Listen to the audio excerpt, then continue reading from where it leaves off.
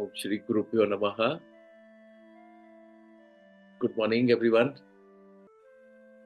Uncle asked me to just round up a little bit more again of what we discussed about Prarabdha and free will. The question again he has on astrology. So I'll just try and sum up what we had discussed yesterday.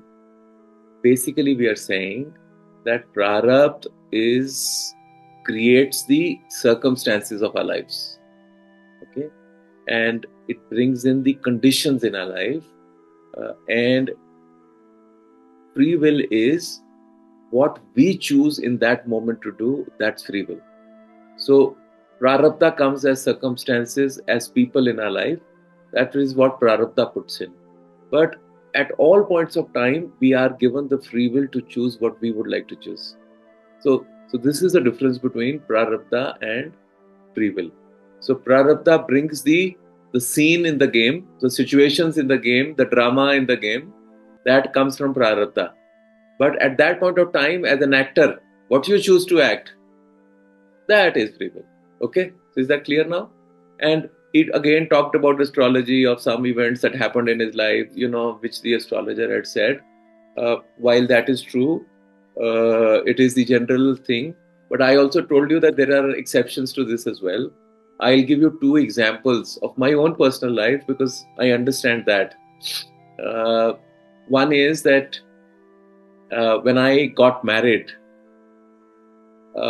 we both loved each other, and I come from a family of Arya Samaj people who do not believe in any of the astrology and matching horoscopes. Though there was a horoscope that I had, but we never ever bothered about it. So when my wife's grandfather was approached by my wife, he said, yes, I like the boy, but I'd like to match his horoscope with yours. So then she asked me for my horoscope, and I told her point blank that we don't believe in it. When we are clear that we want to marry, I want to marry you, and my family has no problem. No, we don't want your horoscope. So she went back to her grandfather, who was quite a iron man, very disciplined, strict person. And she told her grandfather that they don't have a horoscope and they don't believe in it. So, but he said, no, how can I take a risk like this? Because I want your life to be peaceful and, successful, and you should be happy. So then she said, look, my happiness depends on this boy. If I don't marry him, I'll never be happy.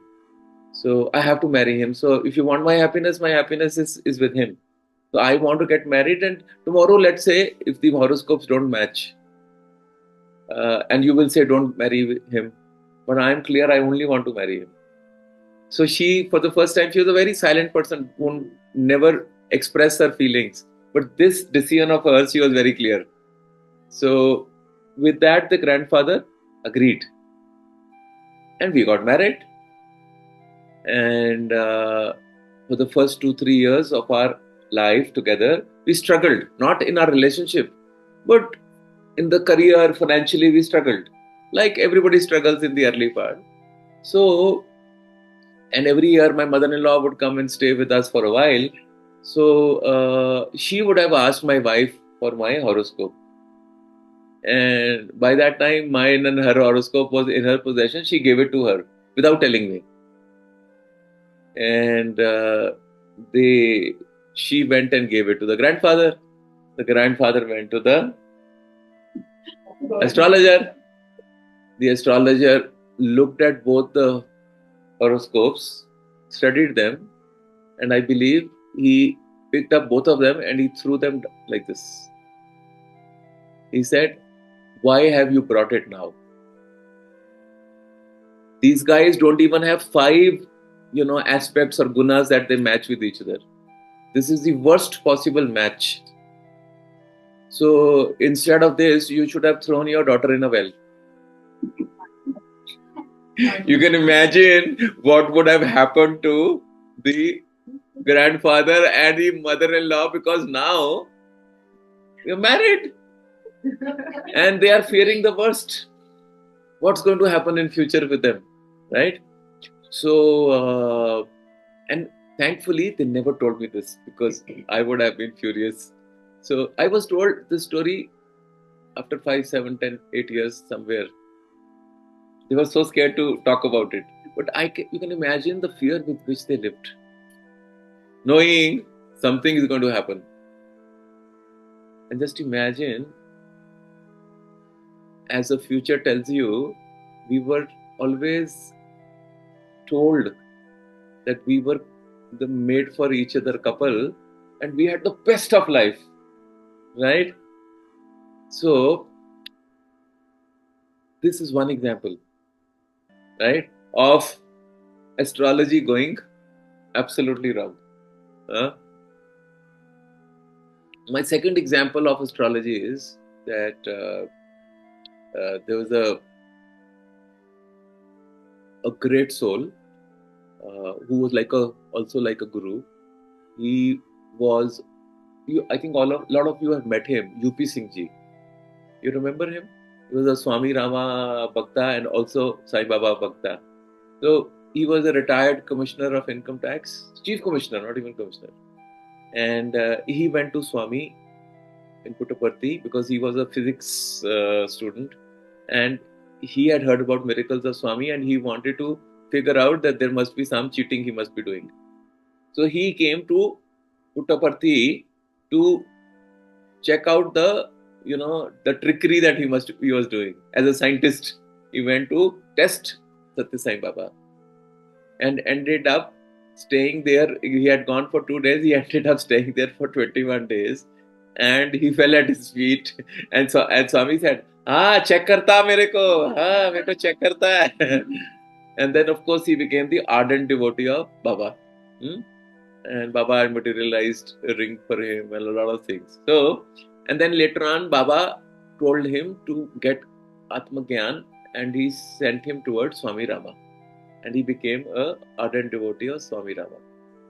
And then, he became a guru in the lineage of Swami Rama. So, and I got to know him through a friend of mine, and very, very sweet soul. And to understand the workings of spirituality, because he's a scientist, very, very top bureaucrat of the country. And he decided to learn astrology. And he learned, he became a top-notch astrologer because he was not doing it for money. He was doing it because he wanted to understand spirituality and astrology, how they come together. And so when we would go to meet him, one day he just said, "Give me your date of birth." He took both mine and my wife's date of birth. And so he did his calculation and he said, "Look, both of you have so much of wealth in your hands. So much of wealth in your hands that not just you, your generations will not have to work. That is how good your time is." And then I would every time, whenever I would meet him, I would say, "Sir, but where is that wealth? where is that? You keep telling me that both of you are in the best phase of your life. Yeah, all that is coming." And he would do like this when I would go. He says, "I have never been proven wrong, right?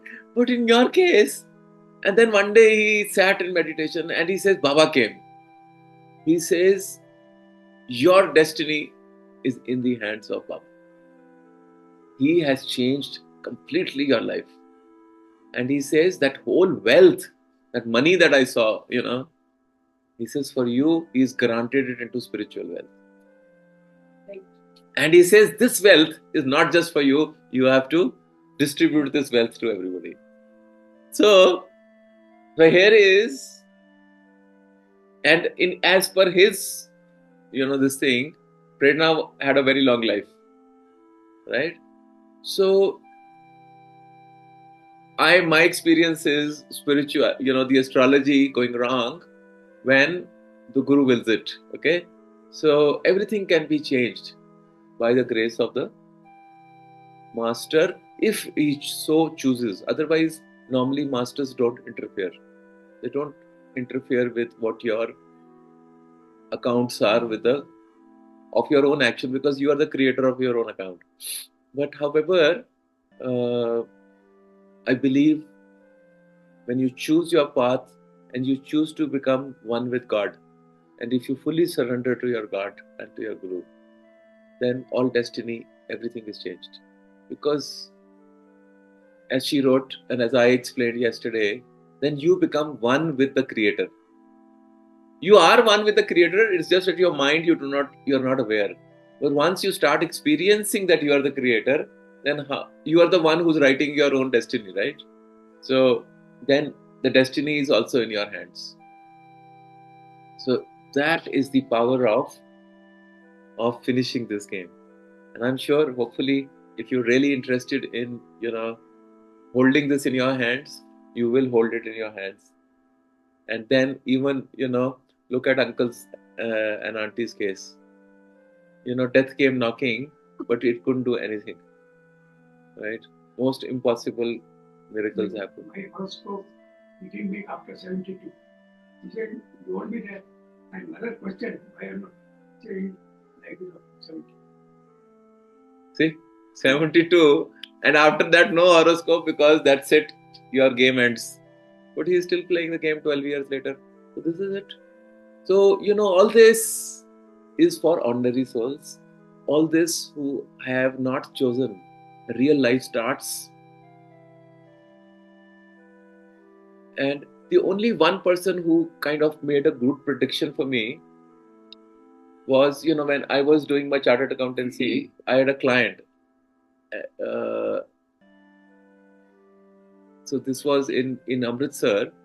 For a very short period, I was in Amritsar, and at that time there was a client. So I was working with an income tax professional, and he had a client, and that client was an old Sardarji.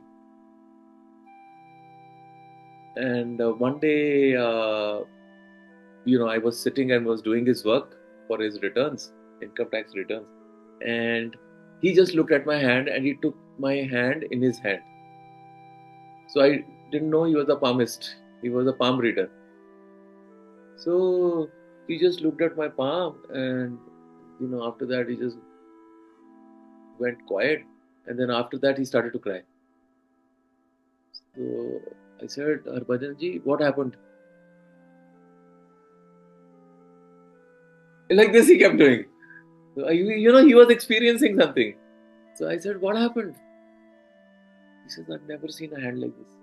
But there is no lines there. Actually, if you see my lines are all missing. You can hardly see my lines. So I said, what is this that you've seen in my hand? After 50, you merge with God.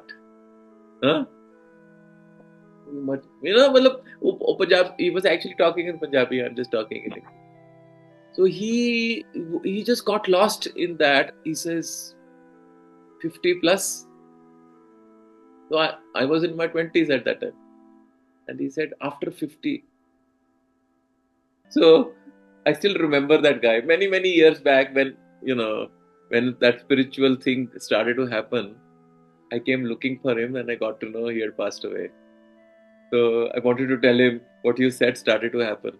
But this is how it is, it's all fun and games. Enjoy it. Don't get caught in it. Astrology is for really the weak people. Just have the strength of your karma. Have your clarity, and destiny will walk by your side always. Have the power to create your own destiny. I believe in that. And that's why I say, burn the letter behind. Go forward. Do something. And my favorite line is a line of Star Trek. Go where no man has gone before. Oh. And then, as Robert Frost said, what was that? What is Robert Frost's favorite poem? In the woods. The road less traveled. Yeah, in the woods less traveled. Huh? So, and I chose the path less traveled. So that's it. That's the beauty of this path. You create your own path, the pathless path.